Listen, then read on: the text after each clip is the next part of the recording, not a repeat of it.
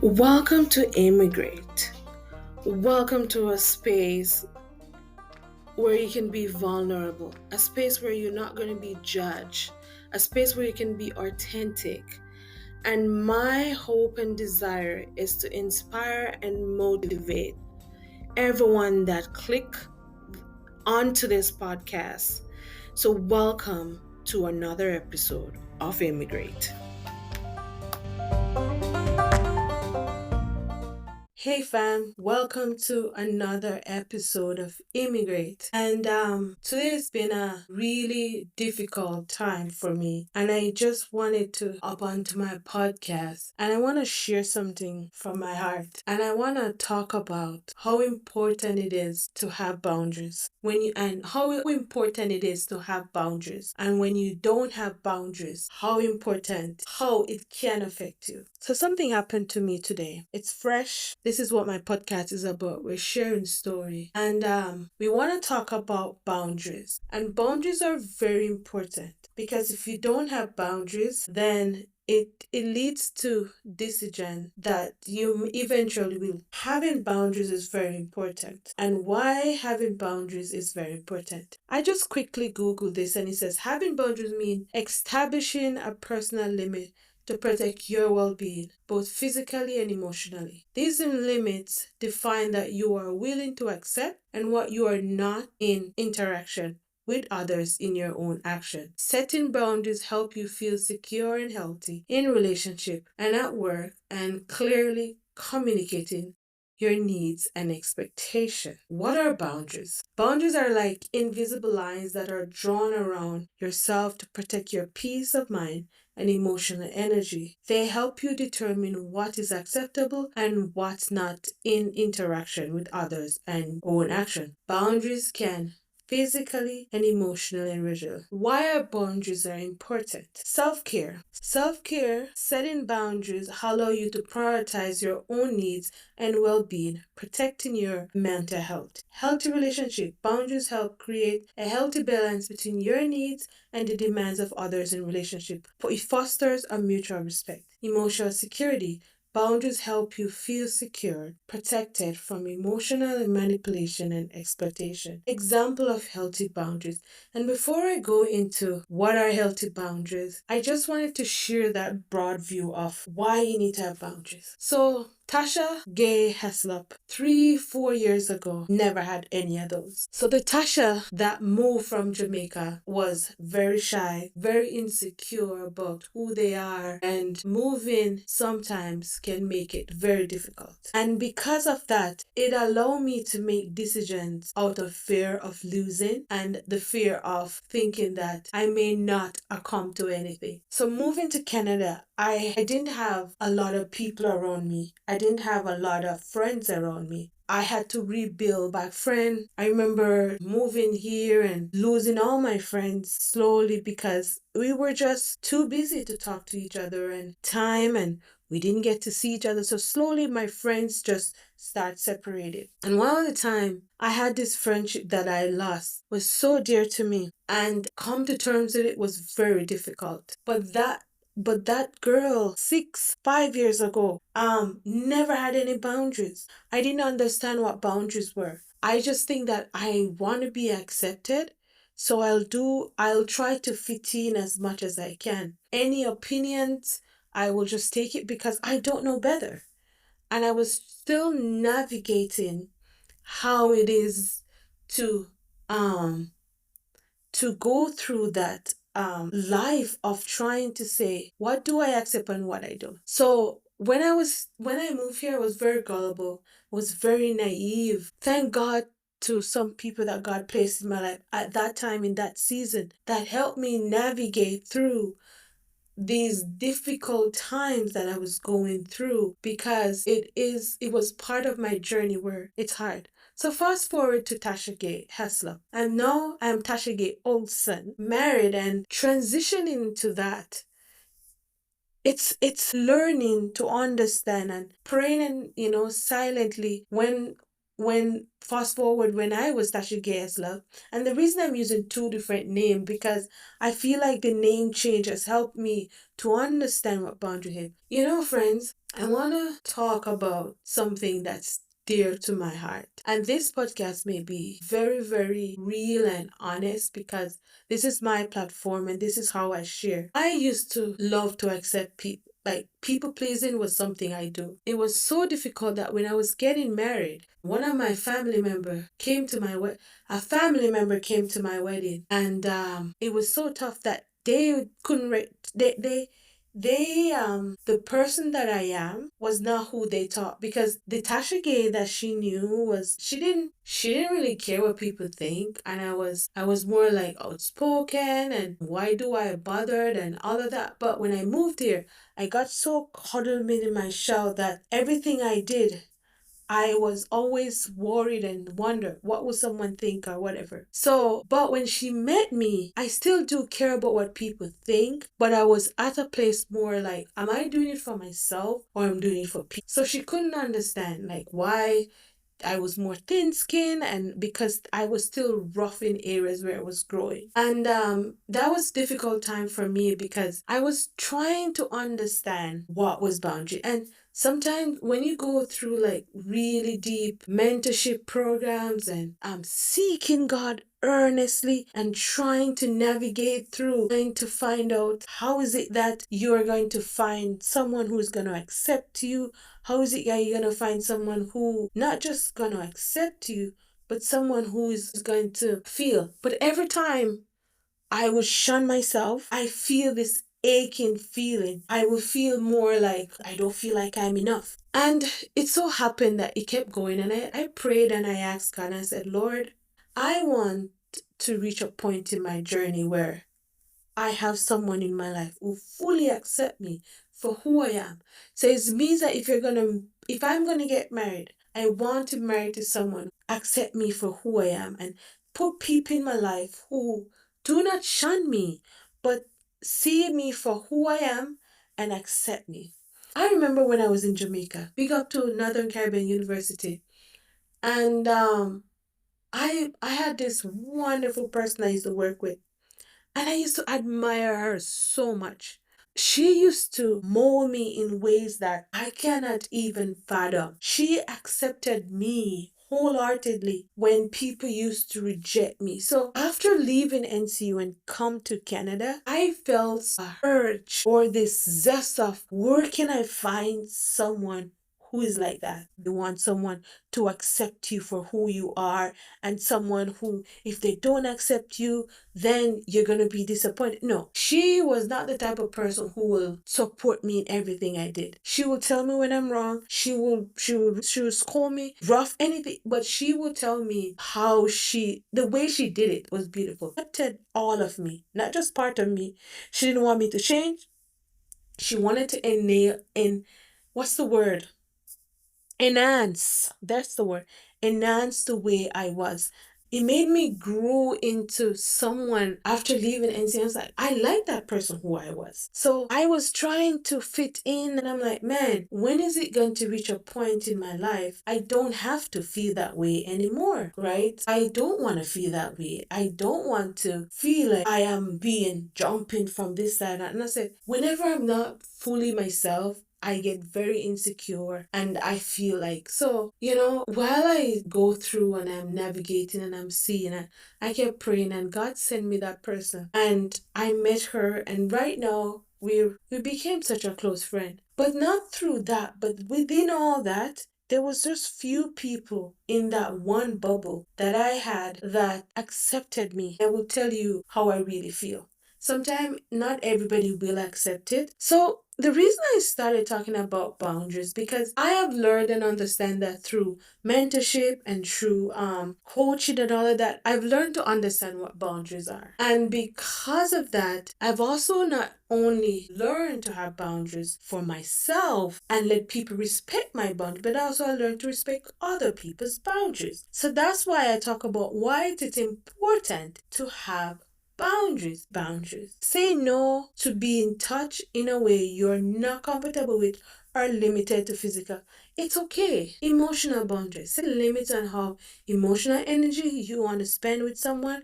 Decline requests that feel too burdensome. How many of us can do that? How many of us can say to ourselves that we have made a decision and it's too much for ourselves? And it's okay. That's healthy boundaries, and that's you making healthy relational boundaries, communicating your needs and expectations in a relationship and respecting others' needs as well. So remember when I talk about respecting other people's, say no to requests you don't want to fulfill. And I'm just reading these stats that I found online. It's basically just say no to requests you don't like. If you know you can't fulfill it, just say no. And it's okay. Clearly communicate your wants and needs. This is this part, and sometimes when you're trying to set healthy boundaries, you still have ways you need to learn. With these, I'm trying to work on this. Respecting others' values and beliefs, even if they're different from yours. This, I fully at this point where I understand that. You know, many times someone will come to me and say something to me, and I do not accept it, but I supported it. Because in setting boundaries, you have to respect the person's values and beliefs. Taking time for self care. That is also something I'm working on. In healthy boundaries, you have to take care of yourself. Me recording this right now and coming on here saying, it's been a rough day and I just need somewhere I could share the thoughts that's going through my head. He says how to set healthy boundaries. Oh, Google is just giving us all the good things to set. Identify your needs and values. What is important to you? What do you need to feel safe and respected? For me, and the reason I'm going into boundaries is boundaries sometimes does affect us as immigrants when it comes to rejection. Because a lot of us don't have healthy boundaries, we sometimes we take anything, and then when we feel rejected, then we get disappointed, right? It says communicate clearly. This is something I'm still working on. Be firm and consistent. And one thing I'm trying to say on the opposite side, people who do not respect your boundaries will always trample on. They'll always be offended by be firm and consistent. If you're firm to them, they think you're rude. Practice self-compassion. It's okay to make mistakes and adjust your boundaries over time. So that's where I'm working through. And consequences of not having boundaries. And I remember when we talk about when you don't have boundaries, it brings up a lot of things in us that we can avoid.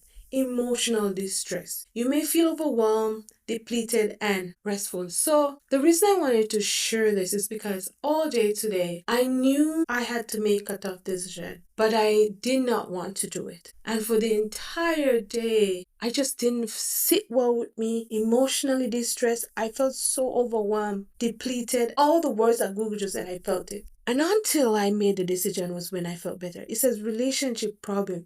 You may struggle to maintain healthy relationship as a constantly putting other need first. It's true. You cannot maintain healthy relationship if you consider putting other needs first. I remember in my last episode, I'm the one to share it, but I remember as I shared, when I did some stuff in the summer, back to back, doing so many things for people, I felt a crash. It was the first time in my life I felt like I'm done. I'm extrovert. So for me, I felt like a total crash of saying, my God, I need to do something for myself. When am I doing something for myself? I need to find back me. I need to do something that build myself up, because my cup is already dried. So there was something that you cannot service, or you cannot pour from an empty cup. You have to have things filling it. So feeling used and manipulated. How do you avoid that? How do you avoid not setting? Just stick to your boundaries. If no is no, if you feel like you can't meet these expectations, it's okay. And for me,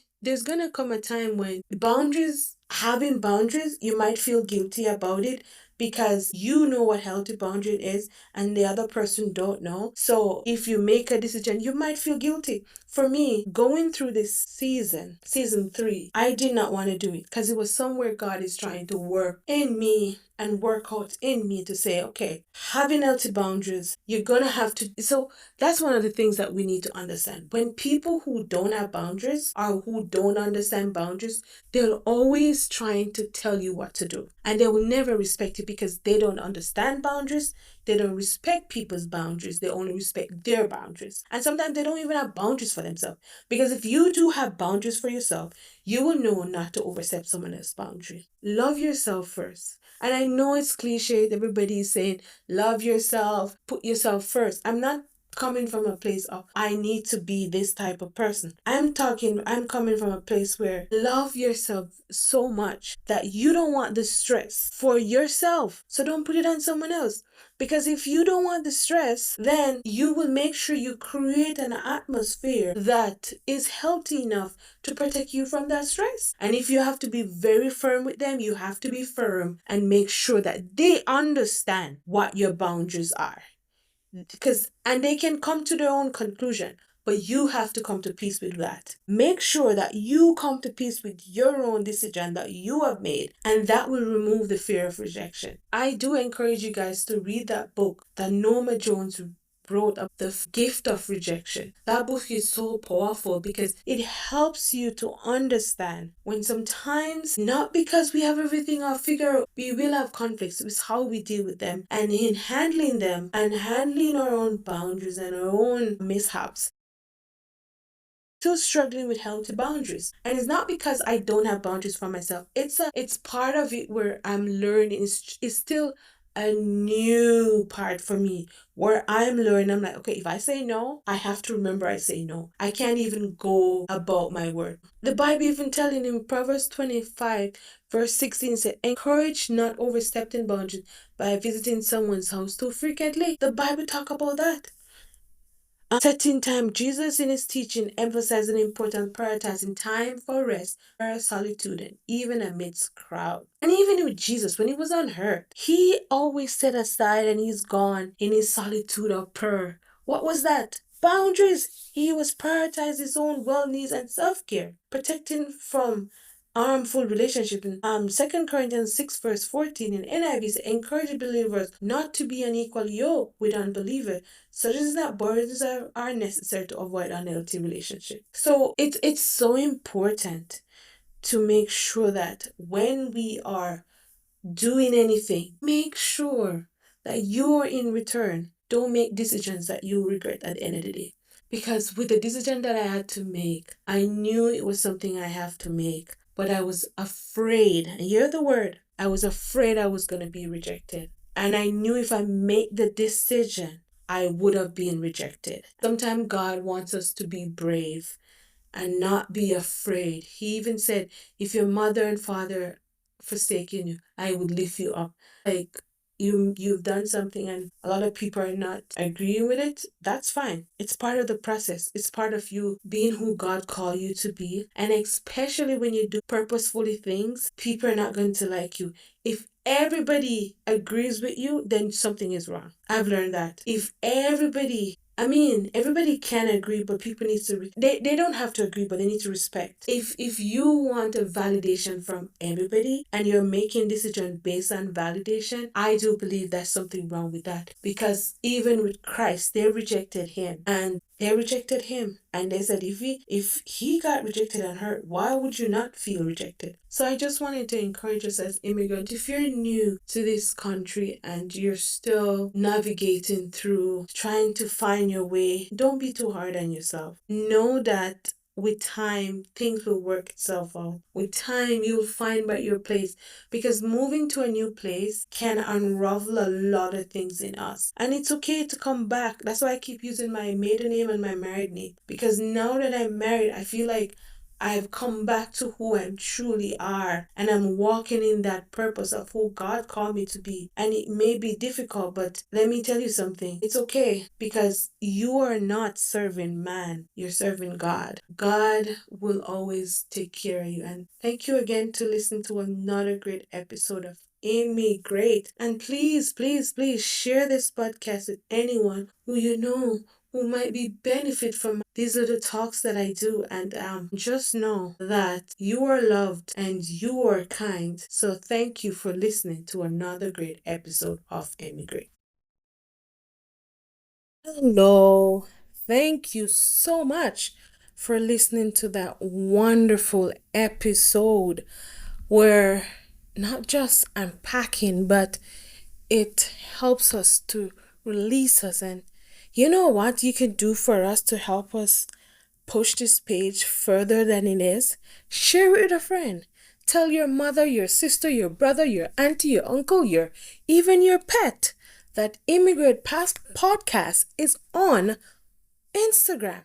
Just Google Immigrant Podcast. You will see me there, and follow us on Spotify. Follow us anywhere you get your podcast. Thank you for tuning in to another great episode. See you in the next episode.